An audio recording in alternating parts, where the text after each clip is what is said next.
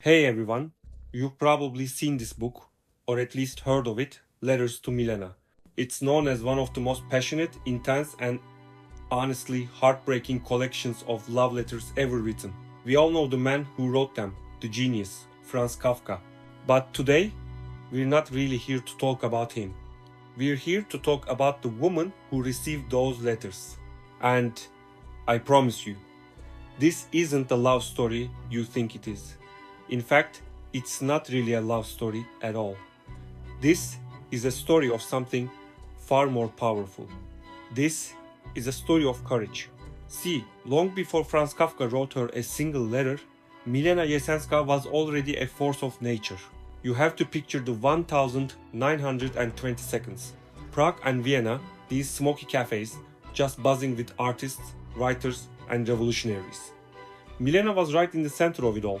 She wasn't just at the parties, she was the one everyone wanted to talk to. She was a brilliant, sharp, and incredibly brave journalist. She wrote about controversial topics that most people were too afraid to touch. She was a skilled translator. In fact, she was the one who first recognized the genius in Kafka's work and decided she was going to be the one to translate it into Czech. She wasn't some passive muse just waiting around for a man to inspire. She was the main character. She was an agent of her own life. So, when she and Kafka finally began their famous correspondence, it wasn't just, a simple romance. It was a collision of two incredibly complex minds.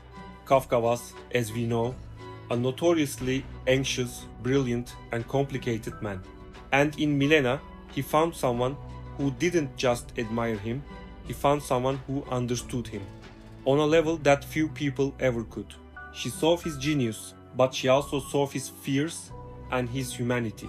Their letters are intense, yes, but they're also a profound intellectual dialogue. She was his equal. But their story, their personal story, was complicated. And it ended. And that's where most people stop reading. But Milena's real story was just about to begin. And then, 1939, a nightmare descends over Europe. The Nazis invade her home, Czechoslovakia. By this time, Kafka is long gone, he had died years earlier. But Milena is in Prague, the center of the storm. And she has a choice to make. She was a well-known intellectual. She had connections. She could have used her intelligence to just stay quiet, to blend in, to survive. But Milena Jesenská, she wasn't built to be quiet. Instead of hiding, Milena dove headfirst into the underground resistance. This wasn't just talking about it. She began publishing a secret, illegal newspaper called WWII, which literally means in battle, right under the noses of the Gestapo. But she did something even more dangerous. She and her husband, Jaromir Krejčar, became a crucial link in an escape route. They actively helped dozens of Jewish families and political refugees get forged papers and find safe passage out of the country. Think about that. Think about the risk.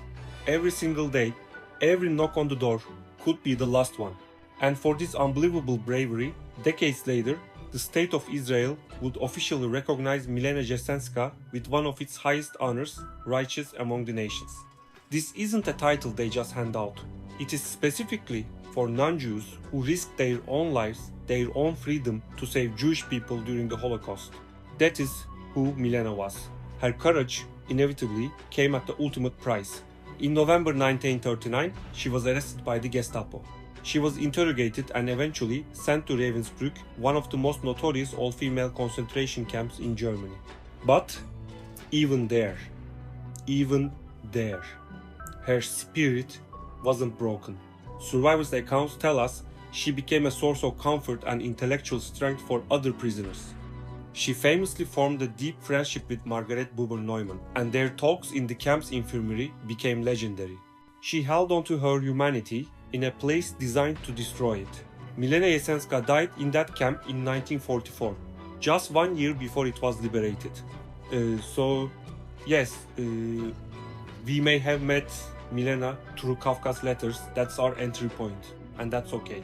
But we have to remember her as she truly was.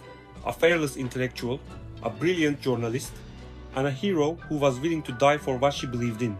Remember that video we did a while back about atheist morality? About the courage to do good, not because you fear a god or expect a reward, but simply because it is right? Milena Jesenská was that person. She is the ultimate example of what it means to not just have beliefs, but to act on them no matter the cost. And that is your dose of philosophy for today.